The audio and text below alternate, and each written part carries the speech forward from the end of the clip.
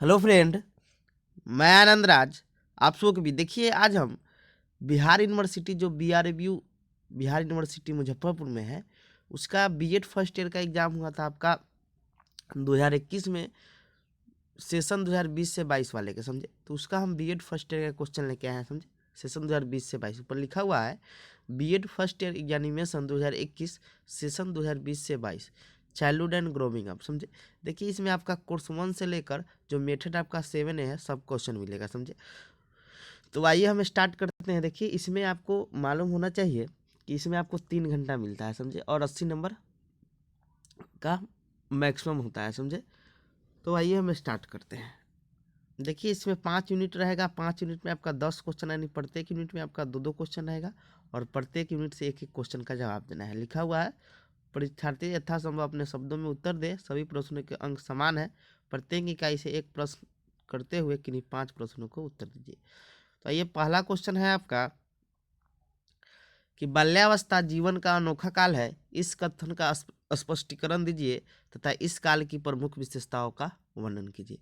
यानी कह रहा है कि childhood is a unique period of life, explain and describe the chief feature of this period.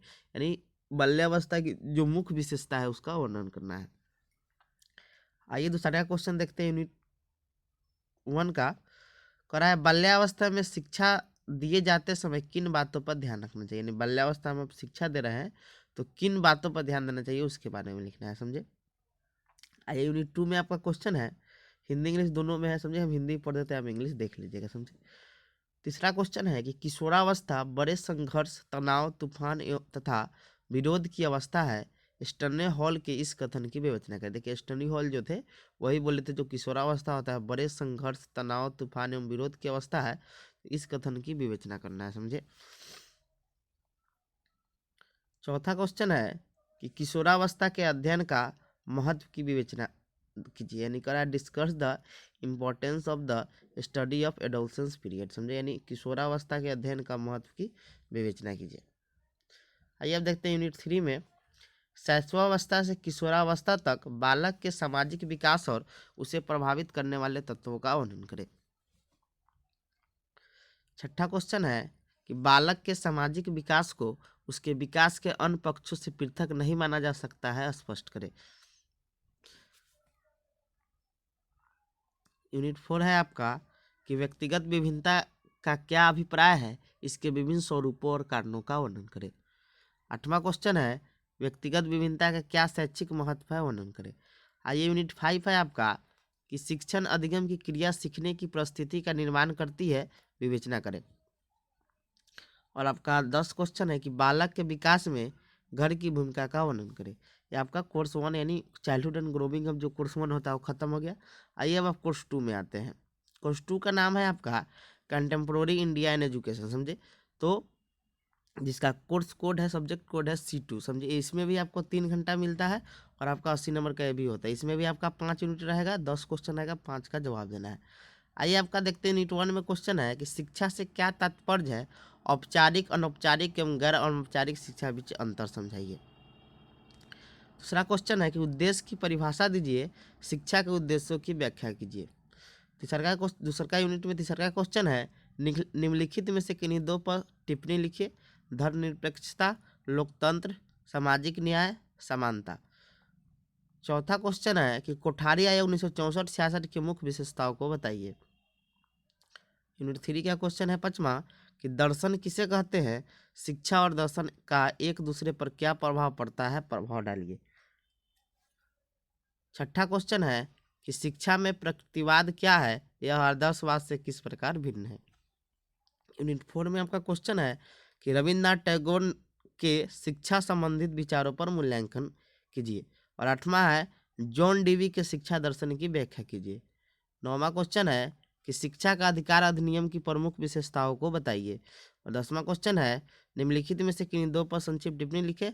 अवरोधन एवं अपव्यय, स्कूली शिक्षा का सार्वभौमिकरण, स्कूलों में असमानता, और लास्ट आपका है शिक्षा का अधिकार अधिनियम, समझे। आइए अब कोर्स 3 में आते हैं। इसमें भी आपका 3 घंटा देता है आपका मैक्सिमम नंबर, ये भी आपका 80 नंबर का होता है, समझे। लर्निंग एंड टीचिंग जिसका नाम है, इसमें भी आपका 5 यूनिट रहेगा और 10 क्वेश्चन रहेगा, 5 का जवाब देना है, समझे। यूनिट 1 में क्वेश्चन है कि अधिगम की अवधारणा की विवेचना कीजिए, इसकी प्रकृति एवं विशेषताओं को भी बताइए। दूसरा क्वेश्चन है थॉर्नडाइक के प्रयास एवं त्रुटि के सिद्धांत की विवेचना कीजिए। यूनिट 2 में क्वेश्चन है आपका कि अभिप्रेरणा क्या है, अभिप्रेरणा के विभिन्न प्रकार और उनकी विशेषताओं का वर्णन कीजिए। यूनिट 3 का क्वेश्चन है, यूनिट 2 का ही 4 नंबर क्वेश्चन है कि अधिगम को प्रभावित करने वाले कारकों का वर्णन करें। यूनिट 3 का क्वेश्चन है आपका कि सीखने के सिद्धांत के शैक्षिक उपयोग का वर्णन करें। छठा क्वेश्चन है कि एक प्रभावी शिक्षक में कौन कौन सी विशेषता होनी चाहिए, व्याख्या करें।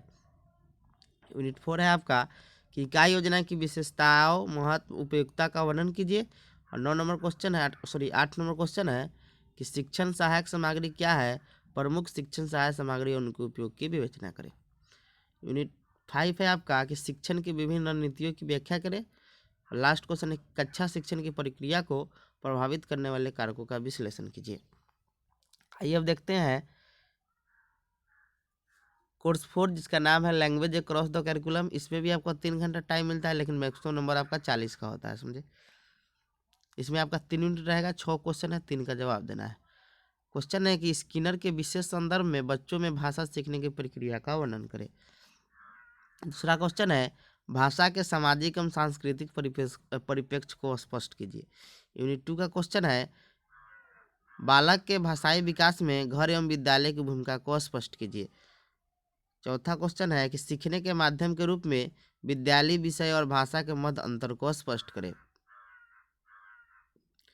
यूनिट 3 का क्वेश्चन है 5वां कि भाषाई शिक्षा के संदर्भ में एनसीएफ 2005 के प्रावधानों का उल्लेख करें। और छठा क्वेश्चन है कोठारी आयोग 1964-66 के प्रमुख समितियों का वर्णन करें। आइए अब देखते हैं कोर्स 5 जिसका नाम है अंडरस्टैंडिंग डिसिप्लिन एंड सब्जेक्ट। ये भी आपका 3 घंटा का होता है, मैक्सिमम नंबर 40 नंबर, समझे। इसमें भी आपका 3 यूनिट रहेगा, 6 क्वेश्चन, 3 का जवाब देना है। पहला है क्वेश्चन कि अनुशासन एवं विषय को स्पष्ट करते हुए विषय की प्रकृति एवं क्षेत्र पर प्रकाश डालें। दूसरा क्वेश्चन है कि शैक्षिक अनुशासन क्या है, इसकी आवश्यकताओं पर प्रकाश डालें। तीसरा क्वेश्चन है कि विषय के संप्रेषण की प्रमुख विधियों का उल्लेख कीजिए। चौथा क्वेश्चन है कि विषय में आंकड़े को एकत्र करने की विधियों की व्याख्या करें। पांचवा क्वेश्चन है कि अंतरानुशासनिक विषय के मध्य आप कैसे समन्वय स्थापित करते हैं। और छठा क्वेश्चन है कि अंतरानुशासनिक विषय की गुणवत्ता सुधार के लिए कौन कौन से मानक प्रयुक्त किए जाते हैं। अब देखिए अब लास्ट आपका बच गया कोर्स 6 जिसका नाम है जेंडर स्कूल एंड सोसाइटी, समझे। इसमें भी 3 घंटा है, मैक्सिमम नंबर 40 नंबर है, 3 यूनिट रहेगा, 6 क्वेश्चन रहेगा, 3 का जवाब देना है। पहला क्वेश्चन है कि सामाजिक समानता की अवधारणा की स्पष्ट व्याख्या कीजिए। दूसरा क्वेश्चन है नारी अध्ययन से लैंगिक अध्ययन की ओर अग्रसर होने की प्रक्रिया को उदाहरण सहित प्रस्तुत कीजिए। यूनिट 2 का क्वेश्चन है कि समाज में बालिकाओं की पढ़ाई लिखाई में असमानता एवं प्रतिरोधों को स्पष्ट कीजिए। चौथा क्वेश्चन है लैंगिक भेदभाव सामाजिक एवं आर्थिक प्रगति में किस प्रकार बाधक है। यूनिट 3 का 5वां क्वेश्चन है कि विद्यालय पाठ्यक्रम में लैंगिक समानता को कैसे स्थान दिया जा सकता है। और लास्ट क्वेश्चन है कि लैंगिक समानता स्थापित करने में शिक्षक की भूमिका को स्पष्ट कीजिए। और देखिए अब आपका मेथड जो 7 है, देखिए इसमें आपका 10-12 मेथड पढ़ना है, समझे। बिहार यूनिवर्सिटी में 12-14 मेथड है, समझे। तो इसमें हम अभी आपको मैथ का और फिजिकल साइंस का बताएंगे, इसके अलावा हम अलग से सबका डाल देंगे जितना भी मेथड है, समझे। तो आइए हम अभी बताएंगे फिजिकल साइंस का, समझे। इसमें भी 3 घंटा आपका 40 नंबर मैक्सिमम होता है। इसमें भी आपका 3 यूनिट रहेगा, 6 क्वेश्चन आता है, 3 का जवाब देना था। फिजिकल साइंस यानी जो ग्रेजुएशन में जिनका फिजिक्स और केमिस्ट्री होगा उनको फिजिकल साइंस मेथड मिलता है, समझे। तो आइए इसमें यूनिट 1 में क्वेश्चन है आपका कि भौतिक विज्ञान की प्रकृति बताइए, भौतिक विज्ञान के अन्य विज्ञान से तुलना कीजिए। दूसरा क्वेश्चन है ब्लूम टेक्सोनोमी का वर्णन कीजिए, शैक्षणिक परिदृश्य में ब्लूम टेक्सोनोमी की व्याख्या कीजिए। यूनिट 2 का क्वेश्चन है कि पाठ्यक्रम का अर्थ एवं परिभाषा दीजिए।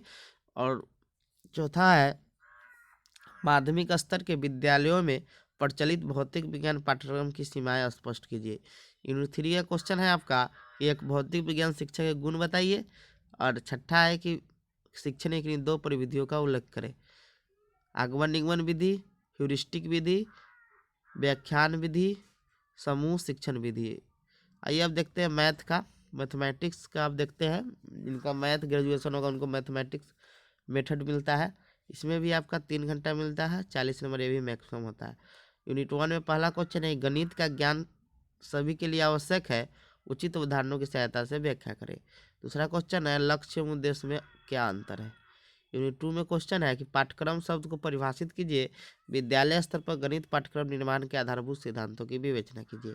चौथा क्वेश्चन है कि गणित की पाठ्यपुस्तक को एक साधन के रूप में प्रयोग करना चाहिए, न कि साध्य के रूप में, इस कथन की विवेचना करें। यूनिट 3 का क्वेश्चन है कि विद्यालय में शिक्षक का क्या महत्व है, एक आदर्श शिक्षक के गुणों का वर्णन कीजिए। गणित के मौखिक कार्य विषय पर संक्षिप्त निबंध लिखिए। तो ये आपका हो गया। अब जितना भी बच जाता है आपका हिस्ट्री हुआ, इकोनॉमिक्स हुआ, ज्योग्राफी, सब जितना मेथड बच जा रहा है, बायोलॉजिकल साइंस, ये सब का हम आपका इंडिविजुअल अलग अलग डाल देंगे, समझे। Thank you.